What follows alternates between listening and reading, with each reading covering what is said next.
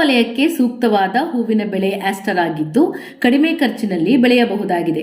ಹೂವಿನ ಹಾರ ಮತ್ತು ಬಿಡಿ ಹೂವಿಗಾಗಿ ಬಳಕೆ ಮಾಡಲಾಗುತ್ತದೆ. ಎಕರೆಗೆ 5 ರಿಂದ 7 ಟನ್ ಹೂವಿನ ಇಳುವರಿಯನ್ನು ಕೊಡುವ ಹೊಸ ತಳಿಯಾದ ಕೃಷ್ಣಪ್ರಭಾ ಚಿನ್ಮಯಿಯನ್ನು ಬಾಗಲಕೋಟೆಯ ತೋಟಗಾರಿಕಾ ವಿಜ್ಞಾನಗಳ ವಿಶ್ವವಿದ್ಯಾಲಯದಲ್ಲಿ ಅಭಿವೃದ್ಧಿಪಡಿಸಲಾಗಿದೆ. ಚಿನ್ಮಯಿ ತಳಿಯ ಹೂವುಗಳು ಗಾಢವಾದ ಗುಲಾಬಿ ಬಣ್ಣ ಹೊಂದಿದ್ದು ಮುಂಗಾರು ಮತ್ತು ಚಳಿಗಾಲಕ್ಕೆ ಸೂಕ್ತವಾಗಿದೆ. ಅಲ್ಲದೆ ಎಲೆ ಚುಕ್ಕಿ ರೋಗಕ್ಕೆ ನಿರೋಧಕತೆಯನ್ನು ಹೊಂದಿದೆ.